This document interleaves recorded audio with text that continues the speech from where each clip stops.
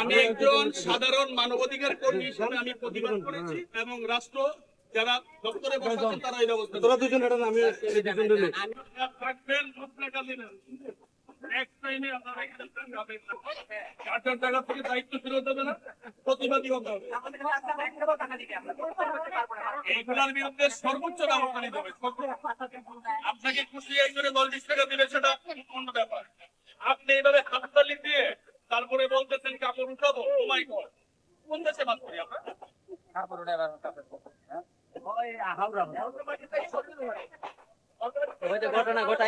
আপনাদেরকে এমন ব্যবস্থা করে দিব এটা দেখা যাতে আর কেউ আর না আসে সাহস করে সেই ব্যবস্থা করেছে। এটা ঠিক কিনা আমি এক কথায় জানতে চাই, আপনারা যেটা করেন এটা কি ঠিক না ভুল? এক কথায় বলতে রাইট কথা না, আমি বলতেছি আপনারা যেটা করেন সেটা কি সঠিক না ভুল? আরে বাবা কাজ করেন না কেন?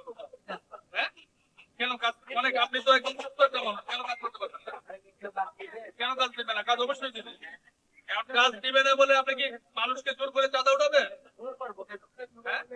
আপনারা জোর করেন, এখন আমার কাছে পড়ে গেছেন, আপনাদের সবই চেহারা চেঞ্জ হয়ে গেছে। আর কয়জন আছে আপনাদের সাথে? আর কয়জন আছে? আর কয়জন আছে?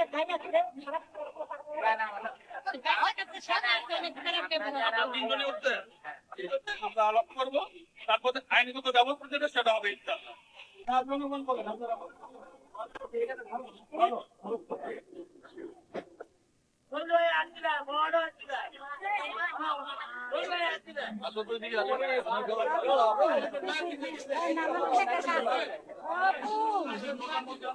যে কাজটা করতেছি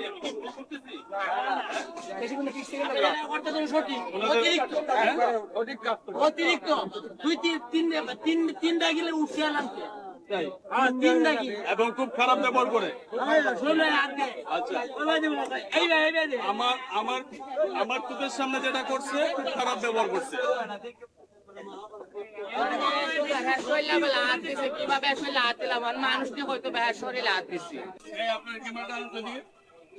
আমি ওসি রেলওয়ে মহোদয় ঢাকা কথা বলেছিলাম, তারপরে ওসি রেলওয়ে কোলাউড়া।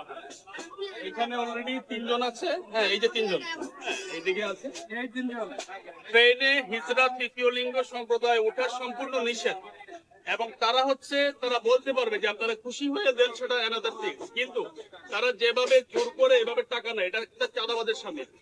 আমি ওসি রেলওয়ে ঢাকা কথা বলেছি এবং কুলাউড়াও কথা বলেছি। এখানে আব্দুর রব ভাই আছেন, উনি বলেছেন যে পাওয়া মাত্র থানায় সুপর্দ করতে। আমি আপনাকে বুঝিয়ে দিচ্ছি, আপনি নিয়ে কুলাউড়া নেমে যাবেন, তাই না? আমরা তো পার্শ্ববর্তী থানায় বুঝাই দেবো। আপনারা পার্শ্ববর্তী থানায় ওনাদেরকে বুঝিয়ে দিবেন। আপনার নাম্বার আমার কাছে আছে, আপনি আমার নাম্বার দেন। জনগণ কি বলে আপনারা?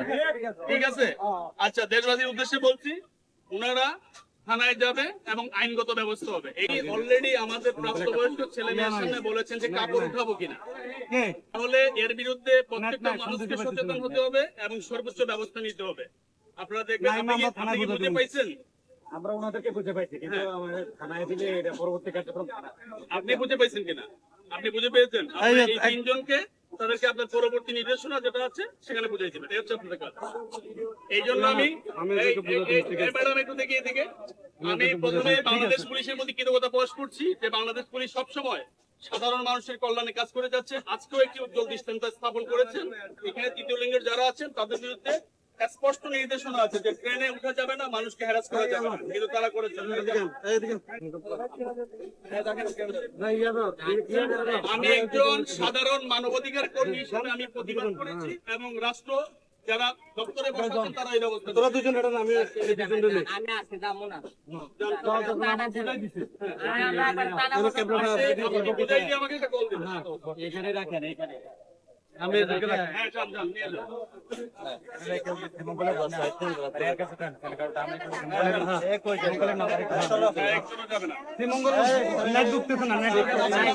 শাহাদাত ভাই